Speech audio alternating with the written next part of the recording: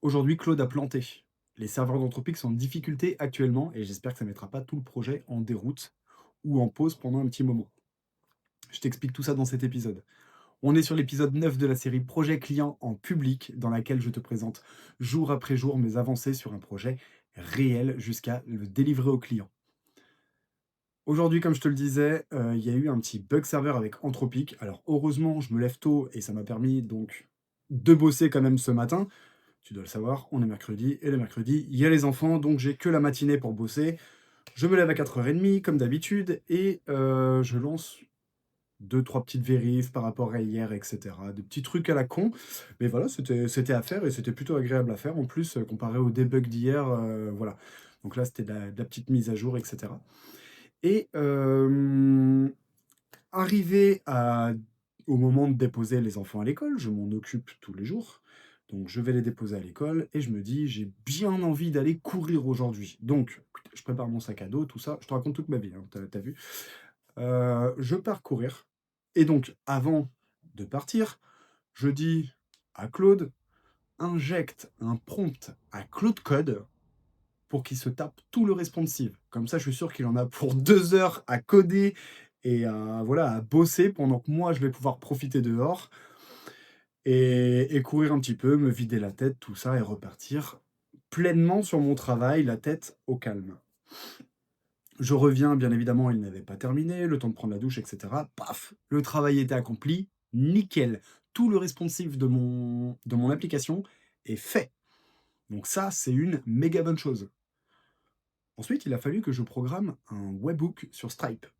Comme je t'ai montré hier dans l'épisode 8, le Stripe est bien en place. D'accord. Quand on clique sur un abonnement, on est bien redirigé vers la page Stripe demandée. Seulement, il va falloir mettre en place un webhook qui détecte si le paiement a échoué, si le paiement a été accompli, ou bien si il est en attente ou il a été annulé. Donc pour ça, il faut programmer des webhooks. Donc je vais te montrer un petit peu ce que ça donne. J'imagine que si toi aussi tu as un projet, que ça soit même pour Make ou autre, qui induisent des paiements vis-à-vis de Stripe, tu vas devoir mettre en place des webhooks. Et c'est là que tout prend son sens. Donc ici, on est donc sur Stripe. Ok. Tout en bas de Stripe, tu as le mode développeur ici. Je vais cliquer sur le mode développeur et cliquer sur Webhooks. Une fois que j'arrive ici, je vais pouvoir faire Add Destination. Ensuite, je vais sélectionner non pas All, on va actualiser. Bon, bah visiblement, il n'y a pas que les serveurs d'Anthropic qui prennent une claque, hein. Mon réseau est bon.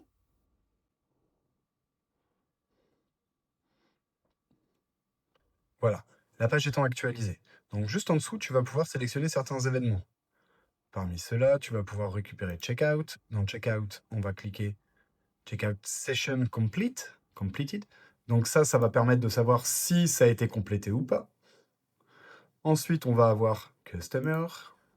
Dans Customer, tu as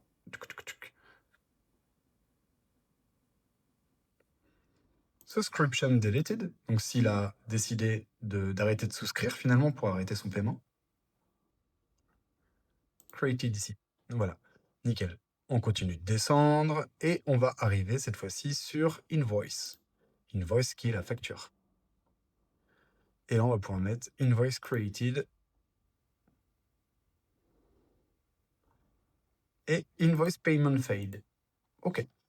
Donc à partir de là, tu peux faire continuer. Tu choisis ton endpoint, c'est bon. Tac. Tu renseignes l'adresse mail l'adresse URL pardon, du endpoint, create destination, et ensuite ça va être bon et tu vas pouvoir réaliser tes tests. Donc pour réaliser un test, c'est très simple en fait, hein. Je suis allé sur mon application, tiens je te remontre. Tant qu'à faire, on va jusqu'au bout du truc. Tu vas ici, on va aller dans les settings. Ah, gérer mon abonnement, excuse-moi, il m'a changé un petit peu le truc. Redirection. Environnement de test Stripe. Voilà. Et donc là, actuellement, il me dit que j'ai un abonnement à 20 € et je peux cancel annuler la souscription. Cancel subscription. Et c'est validé. Et à partir de ce moment-là, en fait, C'est trop cher. Non, c'est pas trop cher. Autre raison. Ouais, autre raison. Submit. Voilà. Et là, en fait, ce que ça va faire, c'est que ça va activer mon webhook. Pour ceux qui savent pas ce que c'est qu'un webhook, finalement, ça va être un déclencheur, hein, d'accord? À partir du moment où l'action sur Stripe va être faite, whitt, ça va envoyer l'information à mon site pour enregistrer les données, etc. Donc, le webhook, c'est ça, c'est un déclencheur en fonction d'une action. Donc, toutes les coches qu'on a fait sur Stripe vont permettre de déclencher le webhook et donc d'envoyer les informations à mon serveur. Donc, il y a eu ça de fait ce matin. Suite à cela, je me suis dit, eh bien, on va pousser un petit peu l'application, parce que la V1 étant quasi complétée, hein, voire terminée, j'ai envie d'aller encore plus loin. Donc, je vais la présenter à mon client cette semaine, mais vu que j'ai pas rendez-vous avec lui tout de suite, je me suis dit, autant avancer un petit peu plus loin et rajouter des features qui étaient prévues et qu'on n'a pas encore mis en place. Et c'est là que ça a commencé à déconner. Ouais.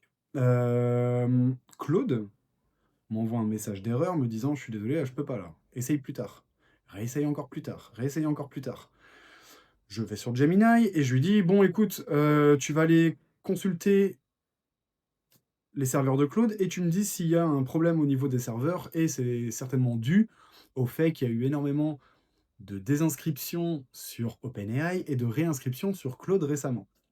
Il me dit: «Tu as entièrement raison, effectivement, Claude, enfin Anthropic a planté ses serveurs aujourd'hui et du coup, à cause de ça, voilà, il y a beaucoup d'erreurs de commises, mais également de demandes qui ne sont pas abouties. Voilà, et ça fait planter, pas mal de choses». Je lui ai dit: «Mais quelle est la raison principale, finalement?» Il m'a expliqué plusieurs choses. Et je vais te les dire, comme ça au moins on a quelque chose à se dire dans la vidéo, en sachant que j'ai pas pu avancer derrière ça. Et même s'il avance, s'il y a des erreurs qui sont détectées et si Claude commence à perdre la tête, je ne vais pas l'envoyer faire du versionning sur, voilà, sur mon application. On va attendre demain que tout soit bien rétabli et on verra par la suite. Donc il me dit, il y a plusieurs choses. La première chose, ça va être l'explosion des requêtes agentiques. Comme moi, certains, depuis la recrudescence, on va dire plutôt la mode du vibe coding, hein, d'accord, tout le monde a accès désormais au driving d'une IA pour pouvoir générer du code et donc construire des applications, et tout le monde s'y met parce que ça devient de plus en plus simple de le faire. Même des gens qui ne sont pas développeurs se sont lancés dans l'action comme moi. Eh bien, sache que d'après Gemini, quelqu'un qui utilise l'interface Claude Code comme moi et qui lance des boucles de répétition, des boucles de réflexion, pardon, qui écrit du code, qui vérifie ses erreurs, qu'est-ce que ça entraîne? Euh, Ça entraîne l'IA qui va lire des dizaines de fichiers, qui va faire, comme je te disais, des boucles de réflexion, qui va lire des milliers de fichiers, vérifier certains serveurs, etc. Donc ça va faire énormément d'actions et finalement, ça utilise 10 fois plus de puissance qu'un utilisateur simple sur Claude qui enverrait son prompt sur l'interface de Claude, comme ChatGPT, et qui obtiendrait une réponse. Non, non, là, c'est beaucoup plus puissant. Donc vous imaginez bien que si tout le monde fait comme moi et part pendant 2 heures et lance Claude agir pendant 2 heures à pomper les réseaux et compagnie, eh bien, en fait, ça fait tout bugger, quoi. Mais c'est pas la seule raison. Il me dit qu'il y a un goulet d'étranglement des GPU. Tu sais, c'est ces petites puces, créées par Nvidia qui sont indispensables pour l'IA. Voilà. Quand il y a énormément de personnes qui arrivent sur Anthropic, eh bien, il va falloir racheter des puces, et cetera, parce qu'il suffit pas simplement d'ouvrir des serveurs, d'accord? Ça prend du temps et c'est super long. Donc, il y a eu ce petit goulet d'entrèglement-là des GPU. Et enfin, dernière chose, c'était la gestion du contexte massif. En gros, il y a tellement de personnes qui travaillent sur du code que les mémoires de Claude saturent. Voilà. Donc ça, c'était l'ensemble des explications qui feraient qu'aujourd'hui, Anthropic a pris une claque dans les dents. Et j'y suis aussi pour quelque chose, hein, comme tout le monde. Donc on va attendre un petit peu. Et puis ça va être bon pour la matinée, hein, finalement. Donc là, je tourne, il est un peu plus tard dans l'après-midi. Mais j'ai stoppé du coup, j'ai stoppé ce matin à cause de tout ça. Et bon, qu'est-ce qu'on fait? Une fois que on a pu sa petite IA qui bosse pour soi, voilà, ça crée des nouveaux problèmes finalement qu'on n'avait pas auparavant, c'est la dépendance à l'outil. On devient vraiment dépendant à ça. Alors certes, Il y a d'autres outils qui existent, mais comme je te l'expliquais, moi j'ai créé énormément de skills, de méthodologies, de choses que j'ai implémentées dans Claude qui lui permet aujourd'hui de comprendre intégralement la demande que je lui fais et trouver les meilleures solutions en fonction de tout ce que je lui ai listé selon ma demande pour répondre à ma question, envoyer le prompt à Claude Code sur VSC, donc Visual Studio Code, qui va agir. D'accord? Donc quand je règle un problème, comme cette semaine pour les accents, d'ailleurs je suis pas revenu dessus, hein, et certains me l'ont signalé. Donc comment j'ai fait? Je lui ai dit, j'ai pris un imprimé à l'écran de mon application, je lui ai envoyé, et je lui ai dit, bah écoute, il y a des problèmes avec les accents, on gère le problème. Il a été fouillé dans tous les skills que je lui ai mis en place, etc. Parce que tout est déjà fait chez moi. Oui, c'est ça que les gens ne comprennent pas, c'est que je n'ai plus besoin de trifouiller, et cetera. Le capitaine, c'est pas moi dans l'affaire, c'est Claude. Moi, je suis l'amiral et j'ai pas qu'un seul capitaine. J'ai plusieurs capitaines qui drivent des agents, qui drivent d'autres IA, et cetera. Donc moi, je suis le chef d'orchestre, je suis en retrait, mais derrière ça, j'ai implémenté l'ensemble du système. C'est ça aussi que les gens ne comprennent pas.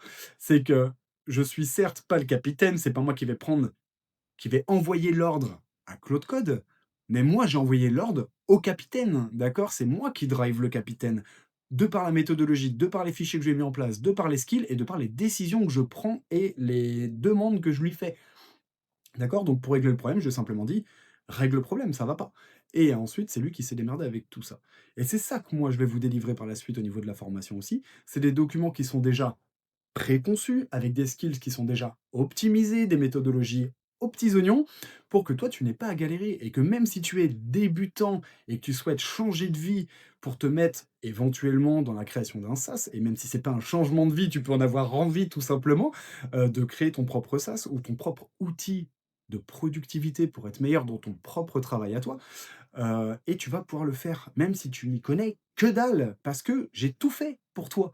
Voilà. Et ça, c'est vraiment quelque chose qu'il faut comprendre. C'est que parfois, je passe certaines choses que j'ai pu faire, mettre en place, et cetera, parce que c'est déjà carré, en fait, de mon côté, tout simplement. J'ai plus forcément à me triturer l'esprit comme un développeur, à me dire: «C'est quoi l'erreur?» et cetera. Je prends des imprimés écrans, j'explique le contexte, je remarque les erreurs et la suite, vous la connaissez. OK? Donc ça, c'était vraiment un point que je voulais, clarifier avec vous, parce qu'on me pose la question. Après, n'hésitez pas, encore une fois, sur la communauté, à poser des questions, à réclamer des documents que je pourrais vous fournir. Le but d'une communauté, c'est ça. Si je veux que les gens viennent, c'est justement pour pouvoir en discuter. Le soir, j'ai pas toujours le temps de mettre un maximum de contexte sur tout ce qui s'est passé dans la journée. On regarde la vidéo et après, posez-moi des questions, s'il vous plaît, qu'on aille plus loin ensemble et même que vous puissiez m'apporter des réponses. Tiens, j'ai vu que tu avais un bug là-dessus. Il y en a qui m'ont donné des petits prompts à eux, des petites solutions, des conseils, et cetera. Et c'est ça, l'intelligence collective. C'est qu'on s'aide et on se monte vers le haut, tous ensemble. Donc, n'hésite pas, il n'y a pas de questions connes. Souvent, c'est dû à une mauvaise explication, en fait. Le problème vient peut-être de moi parfois, mais je suis là pour préciser et je prendrai du temps pour répondre à tes questions. Donc tu pas, tu cliques sur le lien dans la description, tu rejoins la communauté, tu t'abonnes à la chaîne aussi, hein, comme ça c'est fait et heu et comme ça on échange et je te donne toutes les réponses dont tu as besoin. Voilà. On va s'arrêter là pour aujourd'hui, fin de la session. On se retrouve demain pour l'épisode 10. Encore une fois, tu t'abonnes comme ça, tu loupes pas l'épisode de demain, tu actives la petite cloche, la petite cloche comme ça, tu es prévenu lorsque la vidéo sort et puis dans tous les cas, moi je publie sur la communauté et sur YouTube, donc tu auras accès à l'information. Je vous fais des gros bisous mes loulous et à demain. Ciao.